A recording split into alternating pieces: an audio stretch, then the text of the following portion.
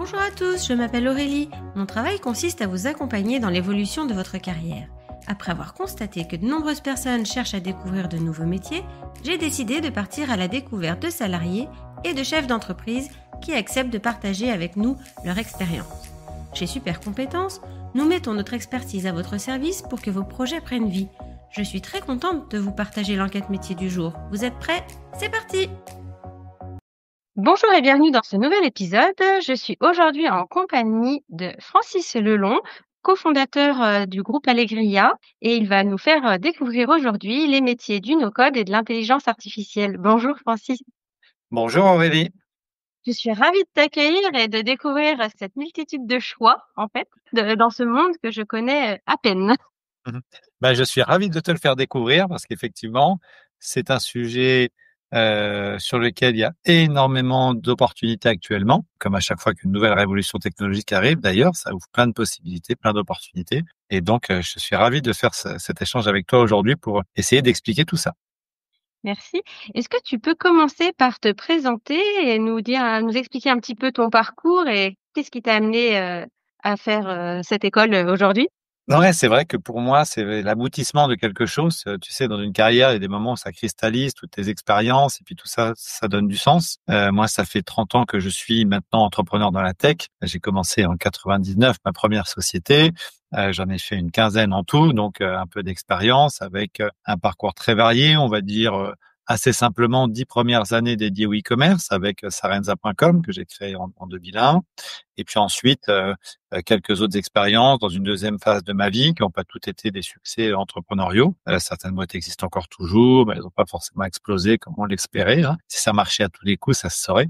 Et puis, j'allais dire que ma vie d'entrepreneur a basculé, mais c'est quasiment ça, autour de 2016, quand un jeune entrepreneur que je coachais me montre son écran et là, je découvre Airtable, donc un des outils qu'on utilise aujourd'hui au quotidien. Et ça a été une vraie révélation pour moi de découvrir tout cet univers d'outils nouveaux qui sont les enfants du SaaS et du cloud et qui nous ont permis d'arriver là où on est aujourd'hui, c'est-à-dire lancer Allegria il y a 4 ans pour essayer de permettre à chacun d'être le plus autonome possible sur ses besoins digitaux. La prise de conscience, pour moi, elle arrive vraiment chez Qobuz, qui est une boîte de streaming musical que j'ai dirigée pendant 2 ans et où j'ai beaucoup déployé ces outils pour la première fois un peu à l'échelle avec 30 millions d'euros de chiffre d'affaires, une petite centaine de collaborateurs. Et là, j'ai compris tout le potentiel de ces outils.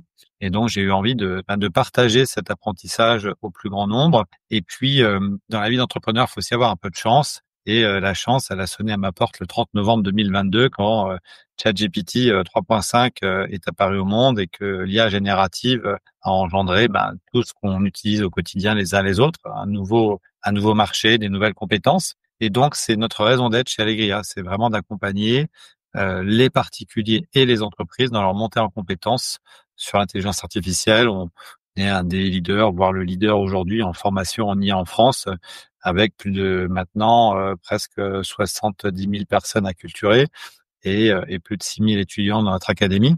Donc, on est vraiment au cœur de cette révolution de l'intelligence artificielle. Et là, on va peut-être un peu plus loin. Et là où ça fait encore plus de sens pour moi, c'est que j'ai jamais appris à coder. Donc, je suis le premier utilisateur de mes outils, de ceux qu'aujourd'hui je recommande d'utiliser. Et donc, on est sans doute l'école la plus digitalisée, la plus automatisée, la plus IAisée, si on peut dire des choses comme ça, de France aujourd'hui. Et on en est très fiers et ça fonctionne très bien puisque, comme on va en parler, pas envisager la révolution de l'IA sans se poser la question des nouveaux métiers qui vont émerger, puisque malheureusement, on sait maintenant qu'il y a aussi des métiers qui vont disparaître. Et donc, on a une responsabilité, et tous, et chefs d'entreprise en particulier, pour faire en sorte que l'IA ne devienne pas la plus grande catastrophe sociale sur l'emploi qu'on ait jamais connue. En tout cas, ce qui nous motive, les 3 fondateurs, Christelle, Thomas et moi, c'est vraiment l'impact qu'on peut avoir sur la vie des gens en leur donnant une vraie solution d'avenir grâce à l'IA.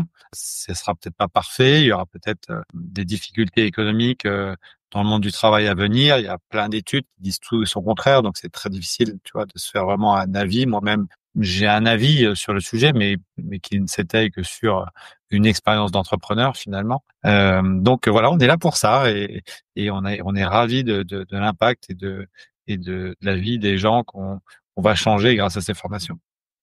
OK, super, merci de toutes ces précisions et est-ce que tu peux maintenant, nous décrire un petit peu tous ces nouveaux métiers? Alors je pense qu'il y en a beaucoup donc en Oui. choisir quelques-uns.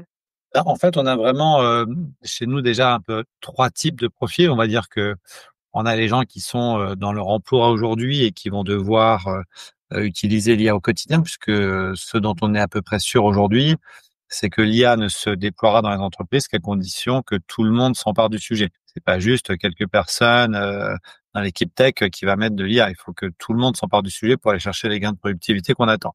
Donc, il faut absolument monter en compétences. On comprend bien qu'aujourd'hui, dans un monde, dirigé par la donnée, par la data, on peut pas se contenter de voir d'Excel PowerPoint. Ça, c'est le premier constat, un peu le premier profil type des gens qui viennent chez nous. Et après, on a 2 autres profils qui sont peut-être plus dans les profils de tes auditeurs, qui sont les personnes qui ont envie de changer de carrière, de changer de voie en reconversion, parce que pour eux, la tech, c'était toujours inaccessible à cause de la compétence du code, qui est quand même une compétence difficile à acquérir. C'est 3 à 5 ans de formation. On ne devient pas un développeur en faisant un bootcamp de 3 mois. C'est pas vrai. Il faut 3 à 5 ans de formation difficile. Je rappelle qu'il y a que 15% de femmes en plus aussi dans le métier de développeur, donc un métier difficile d'accès aussi pour les femmes. Et donc ces personnes elles viennent aujourd'hui se former en se disant est-ce que moi je peux pas avoir une opportunité de bosser enfin dans la tech, là où il y a du boulot, là où il y a des entreprises qui recrutent sans savoir coder. Et puis l'autre catégorie de personnes à qui ça s'adresse, toutes les personnes qui ont un projet depuis toujours et qui se sont retrouvées coincées parce que il leur manquait 2 choses. L'argent, parce que bien évidemment, aujourd'hui, quand on veut faire une start-up, il faut beaucoup d'argent. Et pourquoi il faut de l'argent? Parce qu'il faut recruter des devs. Or, à partir du moment où on n'a plus besoin de devs pour lancer un produit digital, on enlève non seulement la barrière de la compétence technologique, de l'apprentissage du code, mais aussi la barrière financière de recruter des gens qui savent coder. Et aujourd'hui, par exemple, à Paris, c'est à peu près 25% des startups qui se lancent en bootstrap, c'est-à-dire sans levée de fonds, avec uniquement quelques milliers d'euros des fondateurs réunis pour lancer leur activité. Et donc, ça ouvre des perspectives à tous ceux qui ont toujours rêvé de lancer leur boîte, de lancer leur activité, de devenir indépendant, de pouvoir réaliser ce rêve, puisque j'allais dire la courbe d'expérience, en tout cas la montée en compétences, peut se faire relativement rapidement avec quelques dizaines d'heures de formation, mais les résultats qu'on peut obtenir, l'effet de levier, j'allais dire qu'on peut avoir sur cette formation, il est considérable. Il y a un vrai retour sur investissement. Et donc, pour répondre plus sur les métiers, effectivement, qui vont s'adresser à toutes ces personnes, je dirais que on va avoir des métiers plus ou moins techniques. C'est-à-dire qu'il y a un certain nombre de métiers qui arrivent aujourd'hui dans le domaine du conseil et de l'accompagnement. Je vais donner 2, 3 exemples très concrets. On ne peut pas déployer, j'allais dire, de manière qualitative, avec de l'ambition, l'IA dans une entreprise sans faire de conduite de changement. Donc, il y a un Eldorado devant nous actuellement pour les personnes qui se spécialisent sur la conduite du changement lié à l'arrivée de l'intelligence artificielle dans les entreprises. Pourquoi? Parce que il va falloir faire de la reconversion, parce que les fiches de poste vont changer, parce que les process vont changer. Quand on déploie une technologie comme celle-ci, c'est pas pour continuer à travailler comme avant, c'est pour travailler différemment. Donc, énormément de besoins en conduite du changement autour de la mise en œuvre de l'intelligence artificielle. Qui dit conduite du changement dit aussi formation. Donc, on a besoin de beaucoup de formateurs.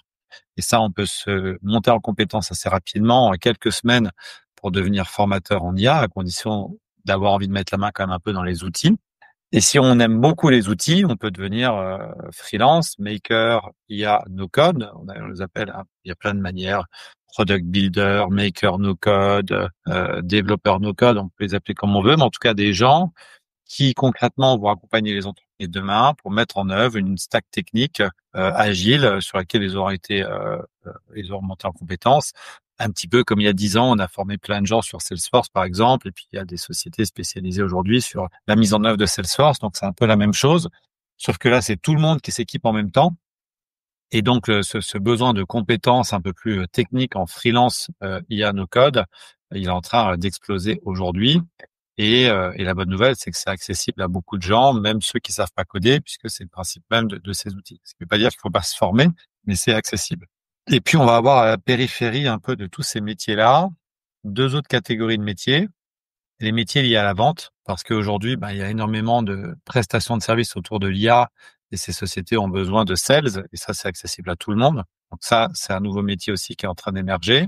Et puis, je dirais qu'à côté de tous ces métiers accessibles à tout le monde, il restera les métiers accessibles aux ingénieurs. Donc, il y a un grand plan pour monter de 40 000 à 100 000 étudiants dans les écoles d'ingénieurs françaises sur l'IA, qui a été annoncé par le président Macron, avec des financements, avec de l'accompagnement.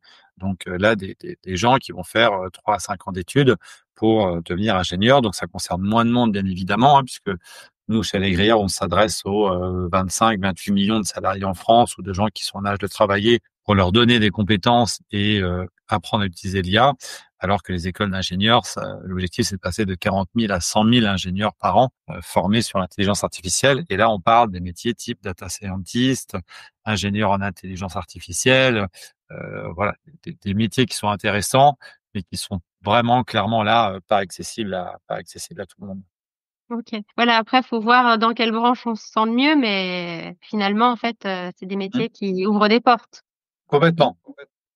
Quelles sont les missions quotidiennes, de ces personnes qui travaillent après avec l'IA et le no-code? Oui. On va dire que on a trois volets, un volet conseil, un volet formation et un volet mise en œuvre.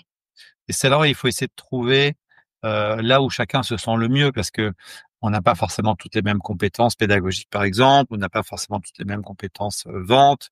Donc, ces trois catégories sont intéressantes, puisque la partie conseil, ça peut être effectivement du conseil sur la mise en œuvre d'une stratégie IA, ça peut être du conseil à la sélection d'outils, ça peut être du conseil sur l'organisation, du conseil autour de la donnée, comment organiser sa donnée, du conseil autour de la compliance, donc la sécurité des outils d'intelligence artificielle. Donc, il y a vraiment beaucoup de sujets autour des métiers du conseil, et puis du conseil à la conduite du changement, comme je l'ai évoqué précédemment. Donc, tous ces métiers du conseil sur la mise en œuvre de l'IA, aujourd'hui, sont en train d'exploser, puisque toutes les boîtes vont y passer. Alors après, il y a déjà du monde là-dessus, bien évidemment, sauf que les sociétés de services informatiques traditionnelles, qui s'adressent plutôt généralement aux grands comptes, elles sont quasiment totalement absentes de tout le tissu des autres entreprises qui sont, j'allais dire, en dessous de 1000 collaborateurs, où là, il y a des centaines de milliers d'entreprises à aller accompagner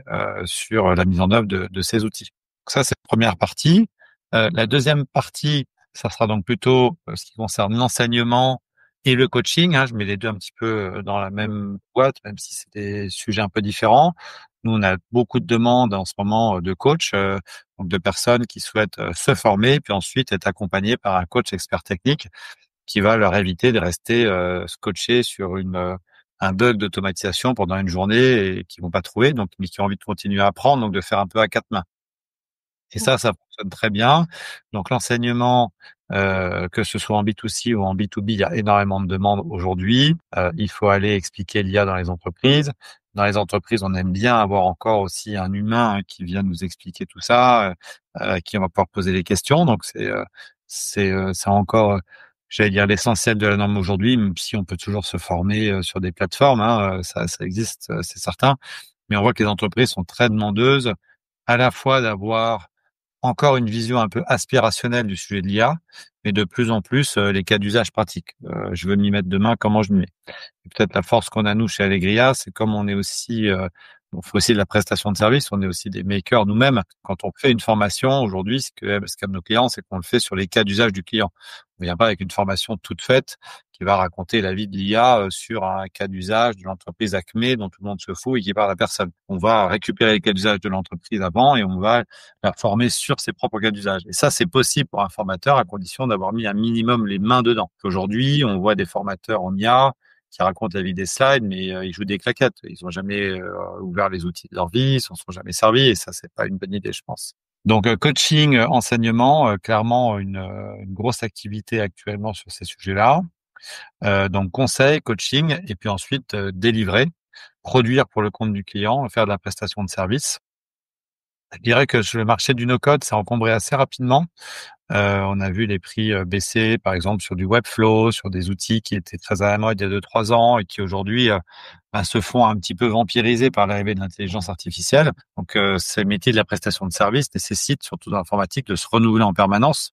Et donc, j'invite vraiment tous ceux qui s'étaient formés sur ces outils où il y a maintenant beaucoup de concurrence à passer plutôt sur l'IA où il y a aujourd'hui beaucoup moins de concurrence et puis surtout beaucoup plus à faire parce que tout le monde a besoin de faire de l'IA alors que tout le monde n'a pas forcément besoin de faire d'autres prestations de services informatiques. Et là, on voit que les tarifs actuellement sont entre 300 et 700, 800 euros la journée pour une personne qui a ses compétences et qui est capable de déployer de l'IA avec des outils d'automatisation dans les entreprises. Donc, c'est plutôt une bonne nouvelle. Et là, il y a beaucoup de demandes. Les places sont à prendre. Il faut faire son personal branding, il faut trouver ses clients. La bonne nouvelle, c'est qu'il n'y a pas besoin d'avoir énormément de clients pour que ça marche, pour aller chercher 5 à 10 000 euros par mois en prestation de service. Donc voilà, il faut vraiment sauter sur l'occasion parce que c'est cette année que c'est en train de se faire. Quel sera le marché de l'IA et combien de personnes y auront été formées d'ici 5 ans, c'est impossible de le dire. OK. Et donc c'est des métiers qui sont exclusivement, en indépendant après ou on peut être salarié? Ah non, on peut tout à fait être salarié. Les entreprises recrutent ces compétences. D'ailleurs, nous, on a aussi une école certifiante aujourd'hui en 15 mois avec de l'alternance et nos alternants sont tous recrutés dans les entreprises très très vite. Donc on peut le faire en indépendant, on peut le faire dans la boîte où on est déjà aussi, mais on peut se faire recruter avec ses compétences avec un CDI. Donc je dirais qu'on a le choix. C'est d'autant plus flexible que c'est aussi des métiers qui peuvent se faire assez facilement à distance. Et donc, on en connaît aussi qui sont aujourd'hui à Barcelone, à Athènes, ailleurs, qui bossent pour des boîtes françaises 100% en remote. Et ça fonctionne absolument très bien. Donc du coup, au niveau des horaires, c'est assez flexible aussi en fait, quand on est indépendant, on fait un peu comme on veut? Ouais, complètement. Je pense que dans le choix de sa stratégie pour quelqu'un qui se dit: «Moi, je veux saisir l'opportunité de l'intelligence artificielle», les considérations financières sont à prendre en compte, mais il faut aussi se poser la question de là où on veut travailler, du nombre d'heures qu'on veut faire, de la typologie de clients qu'on veut, des statuts qu'on veut avoir. Parce qu'aujourd'hui aussi, bah, il y a une vraie compétition aujourd'hui sur les statuts. Moi, on voit beaucoup qui montent leur boîte en Estonie, en Irlande, ailleurs, qui sont qui bossent de partout en Europe. Donc la compétition, elle est là. Et je pense que d'ailleurs, nos chers élus politiques devraient bien réfléchir avant d'augmenter les impôts à toutes les opportunités qui sont données aujourd'hui aux gens qui veulent se lancer en indépendant n'importe où en Europe. Donc la compétition, elle est vraiment européenne aujourd'hui. Donc il faut saisir cette opportunité, oui. Et donc c'est un travail qu'on fait seul ou en équipe? Pour se former ou le Pour métier? former, les métiers, les tout? Eh bien, écoute, je pense que c'est un peu des 2, c'est-à-dire que sur la partie pédagogique, bah, faut avoir envie de parler aux gens, faut avoir envie de les accompagner, faut être à l'écoute. On fait un certain nombre de qualités pédagogiques tout à fait particulières. Et dans les métiers du conseil également, on est avec l'équipe du client. On peut travailler aussi en équipe si on n'a pas forcément toutes les compétences de son côté. En tout cas, nous, généralement, c'est plutôt une équipe qu'on met en place chez un client. Donc il y a les deux. Je pense que celui qui va travailler plus en indépendant, en autonomie, ce sera sans doute le freelance, personne qui va décider de se lancer plutôt sur la partie prestation technique, où là effectivement il travaille un peu tout seul dans son coin. Mais la vision du freelance entièrement déconnecté du monde, qui fait son truc sans en parler à personne, ça c'est terminé aujourd'hui. Ça marche plus vraiment comme ça. Donc quel que soit le profil, il y a quand même besoin d'être intégré dans une histoire, dans un objectif commun avec l'entreprise. Et on le voit d'ailleurs avec le retour au bureau qui a lieu en ce moment de manière assez forte sur le télétravail. Donc, sauf à être dans une entreprise full remote depuis le départ, ce qui arrive, et ça peut marcher, il n'y a pas de problème, il y en a qui savent gérer ça très bien. On est quand même plutôt sur des métiers généralement sur lesquels on va travailler en équipe, je pense. D'autant plus que tu disais tout à l'heure, si on est, formateur, bah, on va peut-être pas faire toute la mise en place, dans l'entreprise, donc on va peut-être partager le travail ou. Oui, exactement. C'est-à-dire qu'aujourd'hui, l'accompagnement d'une entreprise, ça se fait par module. Il y a beaucoup de sujets et personne ne maîtrise tous les sujets. Donc, il peut y avoir un consultant qui s'occupe de l'organisation de la data et puis un autre qui s'occupe de la conduite du changement. C'est rarement la même personne. C'est pas du tout les mêmes profils. Donc, ce qui peut être intéressant effectivement dans des métiers comme cela, c'est de rencontrer quelques autres personnes qui peuvent être complémentaires à vos propres compétences pour travailler ensemble, chasser en meute, j'allais dire, et faire en sorte d'obtenir de meilleurs résultats et puis de pouvoir délivrer de la meilleure qualité aux clients aussi. Je rappelle qu'un des enjeux fondamentaux, quand on démarre, c'est vraiment d'avoir des retours des clients positifs, d'avoir des avis, de pouvoir capitaliser sur les premiers clients heureux. Et ça nécessite de faire de la qualité et on sait pas forcément tout bien faire au départ. Donc s'entourer, bien choisir éventuellement. Alors c'est une arme à double tranchant parce que si on choisit le mauvais, bah, ça peut aussi se répercuter sur vous. Donc faut toujours faire très attention. Mais oui, je pense que c'est plutôt une dynamique de groupe qui se construit. Quelles sont les compétences nécessaires pour, travailler dans les nouvelles technologies comme ça? Bah, c'est une bonne question. Moi, je dirais que c'est plutôt des soft skills, hein, parce Mmh. que je pense que tout le monde est à même d'apprendre comment fonctionne un logiciel, c'est quoi un algorithme, c'est quoi une base de données. Il n'y a pas de, c'est pas rocket science, hein, on n'est pas en train d'envoyer des fusées sur Mars. Par contre, la logique, c'est ça qui est plus difficile. Donc moi, je pense qu'il faut avoir de la logique et surtout, il faut être très curieux, il faut avoir envie d'apprendre en permanence. Il faut être ouvert sur ça. Il faut avoir une capacité d'écoute parce que quand un client vous explique ce qu'il veut et que vous réalisez quelque chose de différent parce que vous faites ce que vous avez envie de faire, mais parce que lui, il veut que vous fassiez, ça peut être difficile. Donc, il faut être aussi un peu, faut avoir une forme aussi de d'humilité en se disant, bah, de toute façon, c'est le client qui paye, donc c'est lui qui décide de ce qu'il veut, même si je suis pas toujours d'accord avec lui. Donc, être en mesure d'accepter parfois de faire des choses différemment de la manière dont on les aurait faites, pour ça aussi aller toujours vers la satisfaction maximale du client, avoir le goût de la satisfaction du client. Je pense que ça, c'est quelque chose qui est très, très important aussi. Penser à avoir des clients satisfaits avant de faire de l'argent. Je vois trop d'entrepreneurs aujourd'hui qui réfléchissent qu'à l'argent et qui délivrent une prestation médiocre, qui ne construit rien sur le long terme. Donc, ouais, c'est plutôt ça, à mon avis, les vrais sujets, ouais. Et donc, est-ce qu'il est possible d'évoluer? Comment on évolue après, une fois qu'on a commencé? Eh ben, écoute, c'est une bonne question. Je pense que il y a énormément d'entrepreneurs ou de gens qui vont se lancer souvent en individu, tout seul, et puis qui au fil du temps vont commencer à recruter un premier, un deuxième, un troisième employé, et puis arriver à quelque chose de plus développé. Donc ça, c'est un des premiers parcours possibles. L'histoire des sociétés de services en informatique est jalonnée de gens qui démarrent seuls et qui se retrouvent 500, 10 ans plus tard. Donc ça, c'est une première des possibilités. L'autre possibilité aussi, et ça, il y en a beaucoup, c'est potentiellement d'avoir l'idée entre-temps de faire un vrai produit, c'est-à-dire on rencontre une problématique chez un client, on lui résout le système et on dit tiens, c'est pas mal ce que j'ai fait, est-ce que je pourrais pas en faire un produit? Puis je vais aller voir ses concurrents et je vais proposer à tout le monde et je vais créer un SaaS du coup. Sam Altman nous dit que d'ici quelques années, le solopreneur qui aura fait 1 milliard de chiffre d'affaires existera. Écoute, je sais pas si on est encore là, mais en tout cas, nous, on n'a pas besoin de faire 1 milliard pour être heureux, hein. Je pense que si déjà chacun de nous on faisait 100 000 euros par an, on serait déjà tous très contents. Donc ça, c'est aussi une vraie opportunité hein, d'identifier un besoin sur un marché, d'en faire un produit et de construire autour de ce savoir-faire. Donc il y a tellement d'opportunités, tellement de process à changer, tellement de workflow à faire, à innover avec l'IA que jamais personne n'a fait. C'est un puissant fond. Donc aujourd'hui, plus que jamais, c'est quelqu'un qui a envie d'entreprendre. C'est impossible qu'il vienne me voir en me disant j'ai pas d'idée quoi. C'est impossible. OK. Et donc tu disais qu'il y avait beaucoup de demandes de la Ouais. part, des personnes pour, voilà, pour, dynamiser son entreprise, et donc comment, on va se démarquer de la concurrence pour arriver justement à ce qu'on nous prenne nous plutôt qu'un autre? Oui, oui, oui. Alors ça, c'est un vrai sujet, surtout quand on démarre. C'est pour ça que j'insistais sur le fait que ça se construit sur le long terme avec de la qualité, avec des clients satisfaits, comme pour un artisan. Le bon plombier ou le bon charpentier, aujourd'hui, il a pas de problème pour trouver du boulot. C'est les clients qui viennent à lui, hein. C'est que du bouche à oreille et ça fonctionne très bien. Et donc, il faut absolument tout faire pour susciter du bouche à oreille de qualité au début. Donc, avoir une extrême satisfaction de ses clients au départ me semble absolument indispensable pour répondre à cette problématique. OK. Et donc si je comprends bien, on peut démarrer en faisant un complément de revenu et puis après, plus on se forme et plus, on peut faire grossir, son entreprise Ouais, et ça, c'est et une en bonne nouvelle. dégager un réel revenu.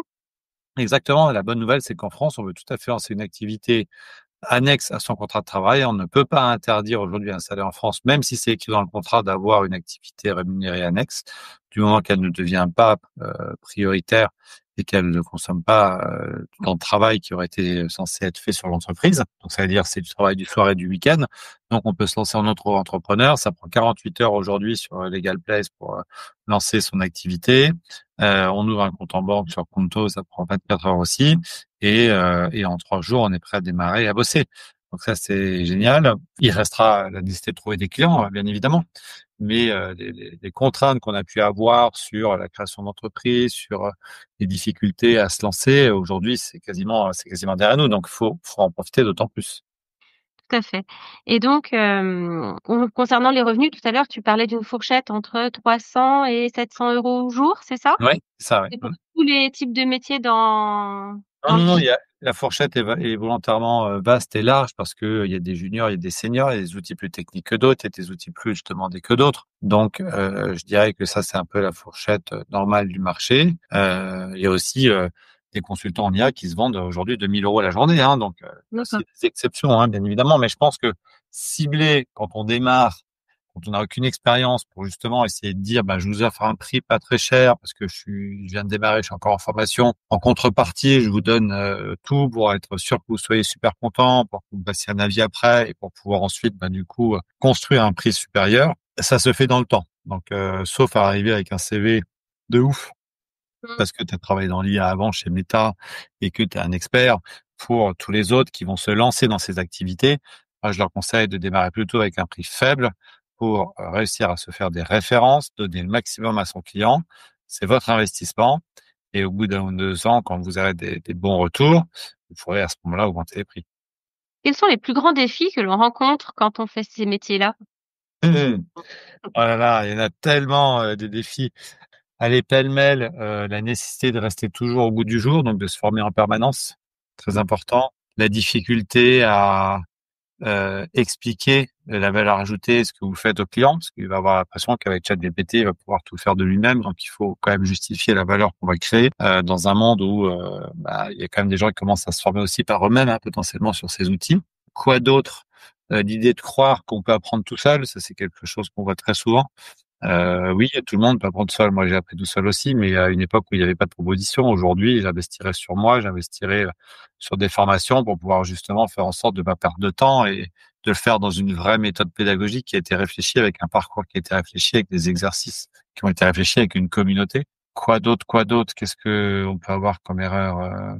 On va croire qu'on va apprendre une fois pour toutes et que c'est fini. Non, ça c'est pas vrai non plus. On apprend tout au long de la vie. Et puis surtout vraiment essayer d'être curieux, quoi. Faut vraiment vraiment être curieux, triturer, tester dans tous les sens.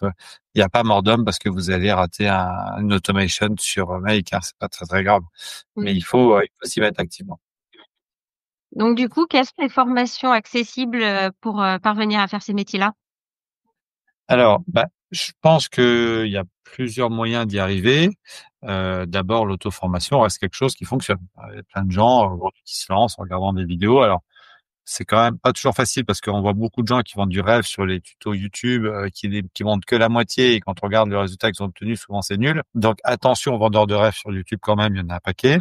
Mais bon, c'est possible. Moi, je me suis formé en autonomie, il y avait rien à l'époque. La deuxième possibilité, s'il y a vraiment une limite budgétaire importante, c'est de le faire via des plateformes, hein, type Open Classroom, qui propose aussi ce type de formation. Bon, là, c'est que de la pure vidéo. On est un peu quand même tout seul, mais c'est pas cher. Mmh. Et puis après, il y a des formations qui est plus nous ce qu'on propose, qui repose autour de 3 piliers. Un premier pilier qui est le contenu spécifique, le meilleur contenu possible technique, mais abordable pour tous, donc avec vraiment les vidéos, les exercices, tout ce qui va bien. Un deuxième pilier qui est la communauté, hein, très important de pouvoir échanger avec la communauté, pour apprendre de la communauté. On croit beaucoup chez Allegria dans l'intelligence collective. Et puis ensuite, le coaching, qui est pour les gens qui sont un peu éloignés de la tech, qui ont peur, qui ont toujours cet un petit peu sentiment d'illégitimité ou qui ont fait du Word Excel PowerPoint toute leur vie et rien d'autre, ont besoin d'être pris un peu par la main. Le coaching, ça fonctionne très très bien. Ça fonctionne dans plein de métiers, ça fonctionne dans celui-là aussi. Et là, ben, ça permet de progresser plus vite, d'éviter de faire des erreurs, de tout de suite trouver la bonne stack technique, d'avoir des réponses immédiates, d'être accompagné par quelqu'un. En fait, le coach d'aujourd'hui, c'est le prof d'hier. Hein. C'est-à-dire que les gens veulent un format différent, ils veulent que ça aille plus vite, ils veulent faire plus d'autonomie, ils veulent du multi-format. Et dans cet écosystème de l'éducation, l'avenir, il est plus au prof qui va se faire remplacer par de l'IA. L'avenir, il est au coach. Et donc, faut vraiment bien comprendre la différence entre les deux pour comprendre ce qu'attendent les gens. Est-ce que tu aurais une anecdote amusante, rigolote à nous partager sur, l'IA, par exemple? Ouais, un truc rigolo. Alors, je l'ai pas refait depuis longtemps, mais j'avais fait ma biographie. J'avais demandé à ChatGPT ma bio, parce que j'avais une bio à sortir. Et comme chez Sarenza, on a été deux dirigeants et qu'en particulier d'ailleurs le deuxième dirigeant s'est de temps en temps laissé un peu passer pour le fondateur alors qu'il n'était pas du tout le fondateur. Je me suis retrouvé avec une bio qui était un peu la mouche. Là, je sais pas si tu te souviens du film où on a mélangé l'ADN d'un homme avec celui d'une mouche là, dans les années 80, un film de Soderbergh. J'avais un peu l'impression d'être dans cette situation-là, c'est-à-dire que ma bio c'était un mélange de sa vie et de la mienne. Donc D'accord. c'était sa date de naissance, mes études, des boulots qu'il avait fait, des boulots que j'avais fait, ça faisait un gloubi-boulga. Et ce qui est logique puisque l'IA ne comprend rien à ce qu'elle fait et elle ne fait qu'une réponse statistique. Et donc, elle avait réussi à sortir un truc créatif, mais qui ne représentait rien du tout de la réalité. Donc, il a fallu que j'explique qu'on était deux, qui était l'autre, qui j'étais, pour arriver à faire enfin un vrai résultat. C'est assez drôle. Mais ça va Oui, s'améliorer. C'était les débuts. J'ai pas retesté depuis quelques temps, savoir s'il était capable c'est de me ça. faire ma bio correctement maintenant. Et enfin, pour terminer, quels conseils tu pourrais donner aux personnes qui souhaitent s'orienter dans ces métiers-là? Le meilleur des conseils, c'est de faire une formation chez Allegria, évidemment. Ça, c'est la base, j'allais dire, parce qu'on a vraiment beaucoup de débouchés, parce qu'on a une super communauté, parce que les cours sont incroyables, les coachs sont top. Donc ça, c'est le premier des conseils évidents. Après, je pense que surtout, ce qu'il faut, c'est trouver sa voie entre l'ensemble de ces nouveaux métiers qui arrivent. Il y a plein de possibilités, tester, se dire, tiens, je vais peut-être j'ai peut-être pas encore vraiment toutes les compétences techniques, mais je peux déjà commencer à faire peut-être coach ou je peux peut-être commencer à faire formateur en IA avant d'avoir le niveau suffisant. Donc, imaginez aussi cette carrière comme une trajectoire dans l'univers de l'IA. Et la beauté du sujet, c'est que tous ces outils, ils ont été faits pour être accessibles par nous tous, justement. Mmh. Qu'on soit salarié, indépendant, freelance, artisan, prof, entrepreneur, tout ce qu'on veut, tout le monde va utiliser ces outils demain. C'est un incontournable. Donc, quoi qu'il advienne, même si en cours de route, vous changez d'avis ou vous décidez de faire autre chose, tout ce que vous allez apprendre aujourd'hui sur la maîtrise de l'IA vous sera utile demain. Ça devient un savoir fondamental, comme savoir servir d'un ordinateur ou Oui. savoir lire, écrire et compter. Et donc, quand on a compris ça en termes de mindset, quel que soit son âge, quel que soit son parcours, qu'on ait un cursus littéraire ou mathématique de formation initiale, s'en fout en fait. Il y a aujourd'hui du boulot pour tout le monde pour qui veut se mettre sur le sujet. Mmh. Combien de temps ça durera, en revanche, je ne sais pas. Ça, j'ai pas de boule de cristal. OK, super. Donc en fait, moi, ce que j'en retiens, c'est que c'est les prémices encore, c'est les débuts. Donc il faut en profiter et en fait, c'est pas parce qu'on se lance dans un côté, il y aura plein de branches qui vont s'ouvrir après donc Ouais, il on y a encore plein de métiers nouveaux qui vont arriver qu'on connaît même peut-être pas encore aujourd'hui. Donc, c'est ça la bonne nouvelle. Et puis peut-être un dernier point aussi que j'ai pas dit qui me semble important. La bonne nouvelle, c'est que pour bien utiliser l'IA, généralement, il faut avoir une très bonne compétence métier. On le voit quand on demande à quelqu'un de poser une question à ChatGPT qui connaît pas le métier, mais il va tellement mal poser la question que la réponse sera souvent mauvaise. Et donc, on va pas se faire remplacer tout de suite tous par l'IA, mais quelqu'un qui a une très forte expertise métier, qui sait utiliser la data et les outils d'IA, lui, il est au top du top de ce qui va se faire demain. Et celui qui n'a pas d'expérience métier, même avec une IA, il fera illusion un peu au début, mais il sera pas au niveau de la personne qui a l'expérience métier. Donc, faut jamais oublier ça. En tout cas, c'est l'état de l'art actuellement. Le jour où il y aura la super intelligence artificielle qui nous remplace tous, ce jour-là, on ira tous planter des choux ou à la plage, mais on n'y est pas encore et de loin. Bon, bah, merci beaucoup d'avoir partagé ce moment, avec nous. En tout cas, moi, j'ai un peu mieux compris, l'intérêt de tout ça, dans les dans les nouveaux métiers donc super. Je vais pouvoir, mieux aiguiller aussi, les personnes que je suis donc super. Merci beaucoup d'avoir Merci. participé. Merci à toi, Aurélie. Bonne À journée à bientôt. tous. Merci d'avoir écouté ce podcast. Vous retrouverez les liens de notre invité du jour en description. Vous trouverez également l'enquête métier du jour en version PDF dans les notes de l'épisode. Si l'interview vous a plu, n'hésitez pas à la relayer autour de vous et de la noter sur votre application de podcast préférée. Vous pourrez retrouver l'ensemble de nos services sur supercompétences.fr. Si vous voulez partager votre métier, prenez contact avec moi pour que nous puissions en discuter. Je reste également disponible pour parler avec vous de vos projets de reconversion professionnelle. Je vous donne rendez-vous au prochain épisode. Belle journée!